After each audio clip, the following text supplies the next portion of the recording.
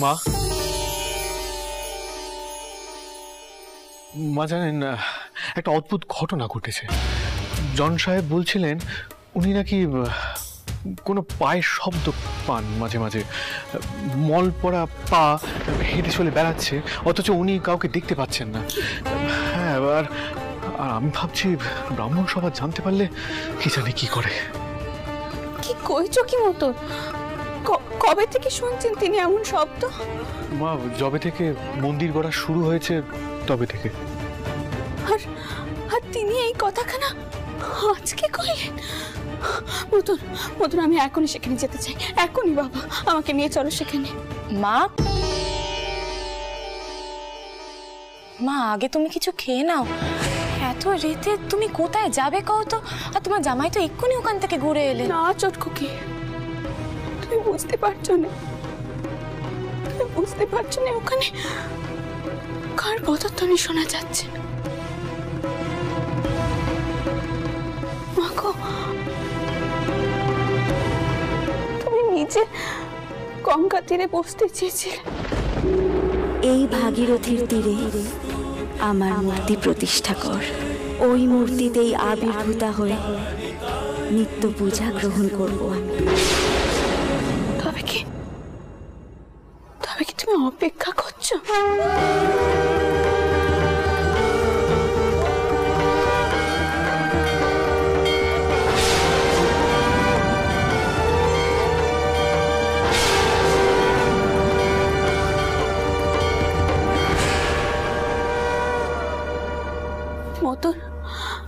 মতন তুমি এক্ষুনি আমাকে সেখানে নিয়ে চলো। আমি নিজে কানে ওই শব্দ শুনতে চাই। এক্ষুনি আমি সেখানে যাবো বাবা।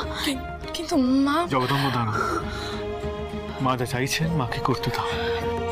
আপনি চলুন মা সেখানে, আমি পালকি আনতে বলছি। সরকার মশাই, সরকার মশাই। মাগো, মা, তুমি আশীর্বাদ করো মা। আমি যেন তোমার পদধ্বনি শুনতে পাই। আশীর্বাদ করো, আশীর্বাদ করো। জয় মা, জয় মা।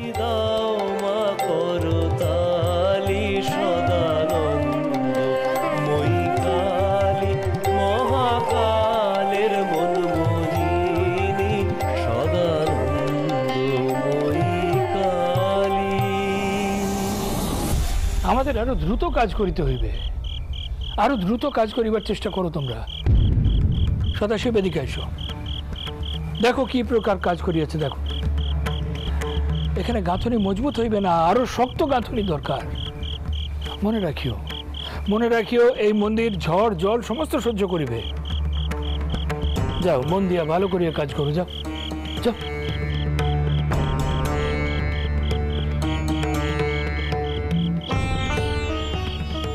জন সাহেব। বাবু, আপনি আবার ফিরে আসলেন? আগে মা এসেছেন, আপনার এই পদধ্বনি শোনার কথা আমি মাকে বললাম। উনি আর স্থির থাকতে পারলেন না, নিজেই চলে এসেছেন। মতুর, তুমি সাহেবকে শুধোনি? উনি ঠিক কোন দেশে থেকে আওয়াজখানা পান? আপনি বুঝতেই পারছেন নিশ্চয়ই। মা জিজ্ঞেস করছেন কোন দিক থেকে ওই পায়ের আওয়াজ আপনি পেয়েছেন, যদি আপনি বলতে পারেন।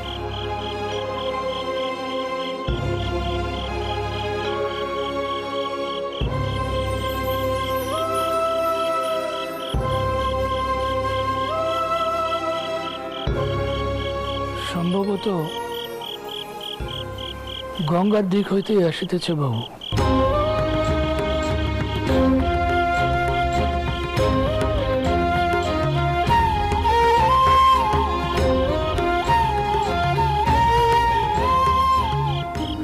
তাই আপনি যখন বলিলেন যে হাওয়া পাতার ভিতর দিয়ে আসিতেছে বলিয়াই শব্দ হইতেছে,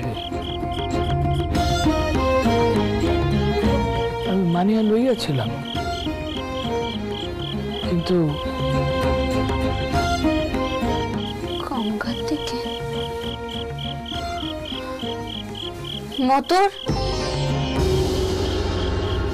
মতর পালকি গঙ্গার দিকে নিয়ে যেতে কও। আগে জন সাহেব, আমি এখন রওনা হচ্ছি। আপনার সাথে পরে দেখা করে আমি সব বুঝিয়ে বলবো। এখন আমরা রওনা হলো। এই পালকি তোলো, গঙ্গার দিকে এগোতে হবে।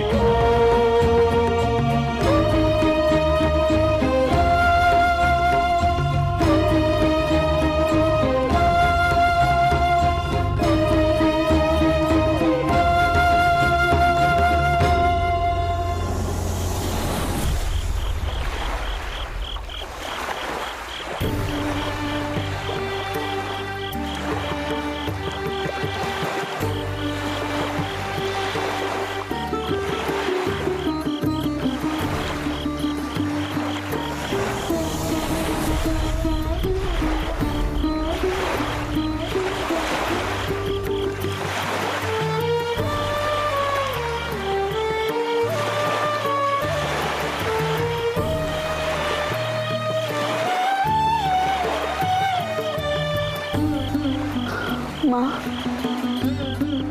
মাগো, আমি কি তোমার পদধ্বনি শুনতে পাবো মা? আমি জানি মা, তোমার বাস যে এখানে।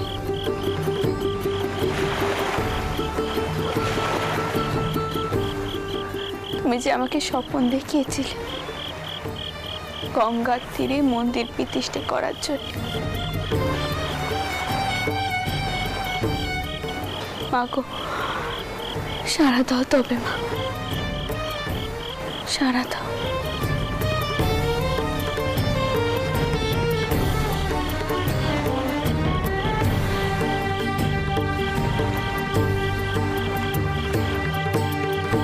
কেন তুমি আমি সারা দিচ্ছ না?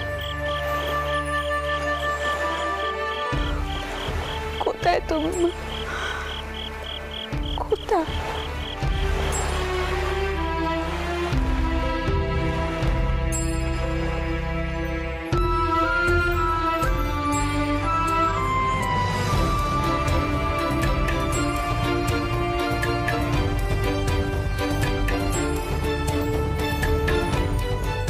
মা,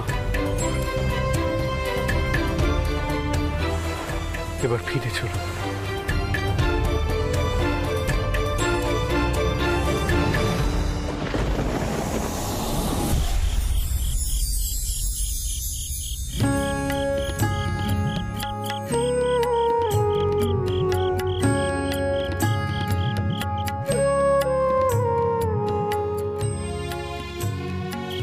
কে জানে বাপু, ওই যোগী বাবা কেমন করে পুজো আচ্চা করেন।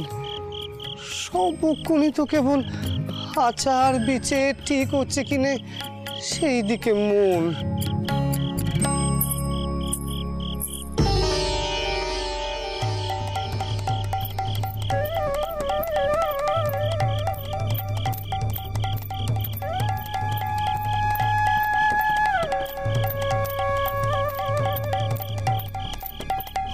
ওমা, কার পায়ের আওয়াজ?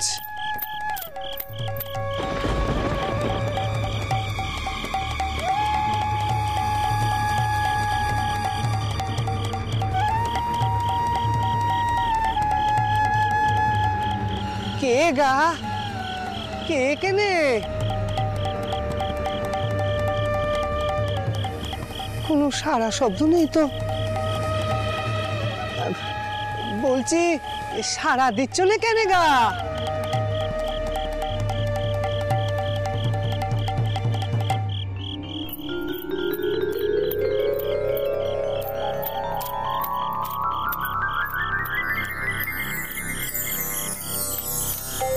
ওই দেখো আবার আওয়াজ করে। বলি কে এখানে? হ্যাঁ,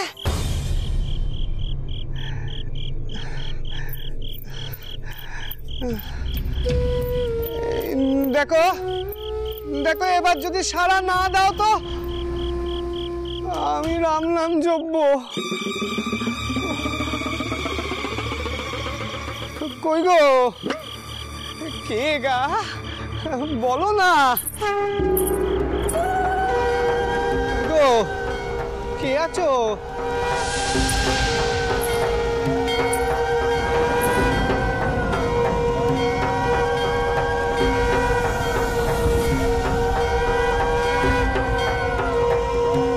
কি গো, ভয় পেলে বুঝি? আমি গো, আমি। তুমি মেয়ে? হ্যাঁ গা, হ্যাঁ, তোমার যে এত করে ডাকছিলুম, সাড়া দিচ্ছিলে না কেন? সাড়া দিচ্ছিলে না কেন? আমার বুঝি ভয় ডর নেই? কিসের ভয়? হ্যাঁ, কিসের ভয় কে জানে, তবে আমাদের গায়ে ওই ভূতির খালের দাঁতে গেলে নানা রকম আওয়াজ হতো,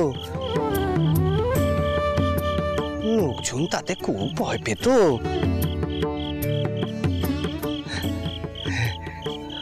আমিও ভয় পেতুম। তা হ্যাঁ গা, হোমে তুমি এই আধারে মলপুরে এখানে ঘুরে বেড়াচ্ছ কেন? আমি তো এমনই ছুটে বেড়াই গো জঙ্গলে। তা ওমে, বলে কি তুমি ঘরে যাও গো, ঘরে যাও।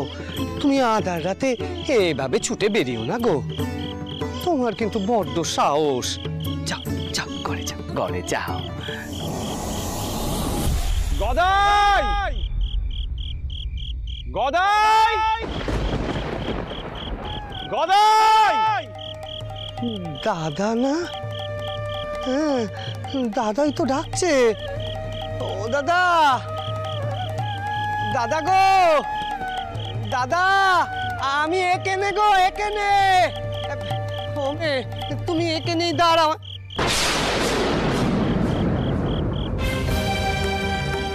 কি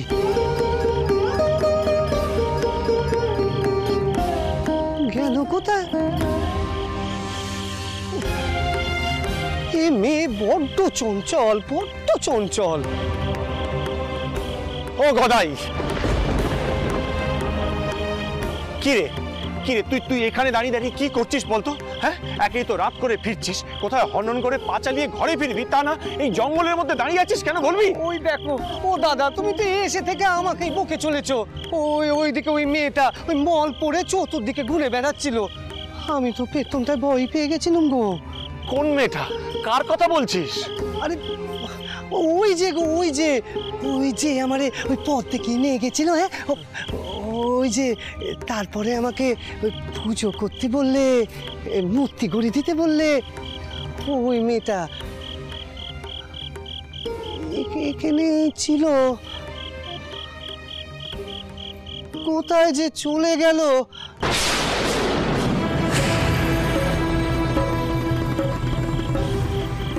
বড্ড চঞ্চল, বড্ড চঞ্চল। ও দাদা গো, দাদা, তুমি ওকে খুব করে ধমক দিয়ে দিও তো। হ্যাঁ, আচ্ছা আচ্ছা আচ্ছা আচ্ছা, সে দেবক্ষণ, কিন্তু তুই এখন চল ঘরে চল, ঘরে চল, ভাত ঠান্ডা হয়ে গেল যে। চল করবো, ওই মিত্তির বাড়ির যে যোগী বাবা, সেই তো 10 রকমের আচার করাচ্ছে। ও দাদা, হ্যাঁ দাদা, বলছি যে ওই মেয়েটা এই জঙ্গলের মধ্যে কোথায় থাকে বলো দেখি তো।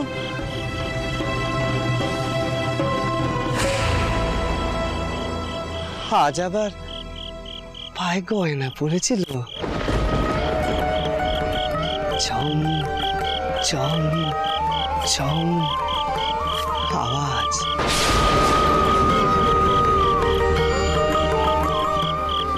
শুনলেই জেনে গায়ে কাটা দেয়।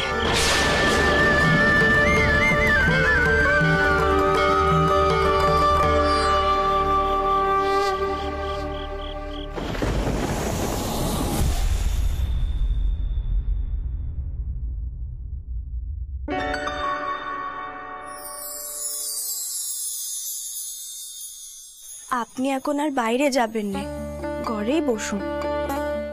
আমি আপনার খাবার ঘরে নিয়েছি।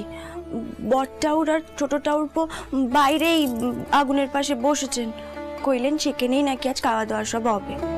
কি আশ্চর্য, তাহলে আমি আবার আলাদা করে ঘরে কেন খাবো? আমি বাইরেই খেয়ে নিচ্ছি। ও মা, বাইরে খোলা আকাশের নিচে বসলে তো আপনার আবার হিম লেগে যাবে। আবার যদি শরীর খারাপ হয় আপনার, ফিরে গেলে দিদমা একেবারে শেষ করে দেবে আমাকে। মাও তো বকাবকি করবে। বেশ, আমি আপনার কথা শুনবো, কিন্তু আমার একখানা শর্ত আছে, সেই শর্তখানা আপনাকে মানতে হবে। শর্ত? কি শর্ত আবার? ও মা, বাস্ক কানা, এ কি আপনার কিছু লাগবে? আমাকে কন নে, আমি বরং বের করে দিচ্ছি। শুনুন নে, আমাকে কন, আমি তো এই যে এইখানা লাগতো। আপনি তো এসব বাক্সে ভরেননি, আমি ভরেছি, আপনি খুঁজে পেতেন না।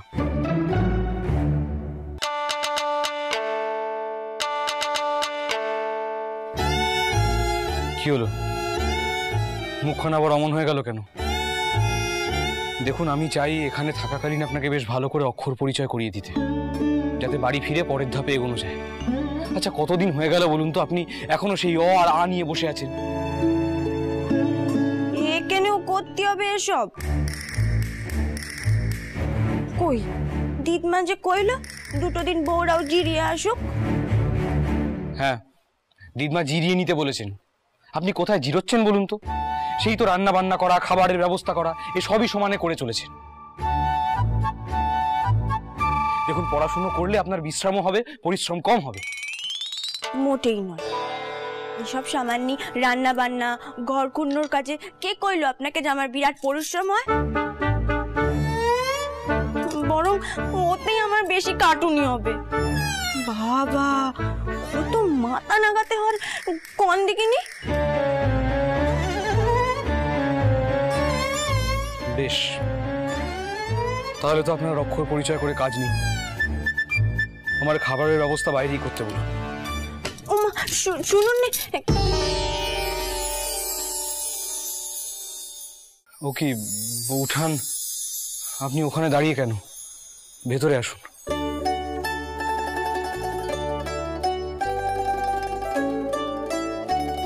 ভাবছিলুম ভেতরে আসবো কিনা, তোমরা দুজন যার সুন্দর কথোপকথন করছিলে। পেশান্ন পেশান্ন, কি ঠিক করলি? ছাউপর খাবার কোথায় দিবি? আমি আর কি ঠিক করবো গো দিদি, তুমি তেনাকে কও তিনি যেন হিমনা নাগান, এখানেই খেয়ে নিন। আমাকে তো তেনার সত্য মানতেই হবে। আমি আর কি করবো? যাকে আমি গিয়ে জল নিয়ে আসি, তুমি একটু এখানে থাকো।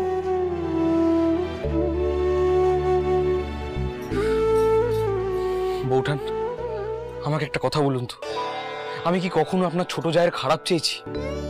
আমি পড়াশুনো করতে বললে উনি এমন রেগে যান কেন? যেন আমি কোনো গর্হিত অপরাধ করে ফেলেছি। হ্যাঁ, আমি আগে কয়েকবার বকাঝকা করে ফেলেছিলাম বলে উনি ভয় পেয়ে গিয়েছিলেন, কিন্তু বৌঠান এখন তো আমি কোনো বকাঝকা করিনি, আমি তো ভালো মুখেই বললাম। আমি একখানা প্রস্তাব দেব ভাই, মানবে? তোমার বউকে একটু ভালোবেসে কও, দেখবে সে খুব তাড়াতাড়ি লেখাপড়া শিখে ফেলবে। বৌঠান, আপনি যে কি সব বলেন না, এমন রসিকত।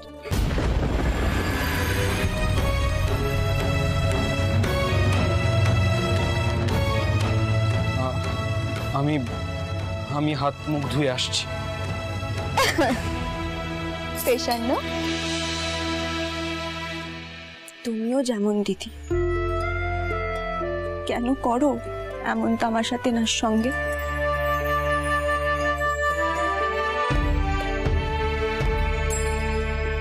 তেনার আর আমার কি তেমন সম্পর্ক?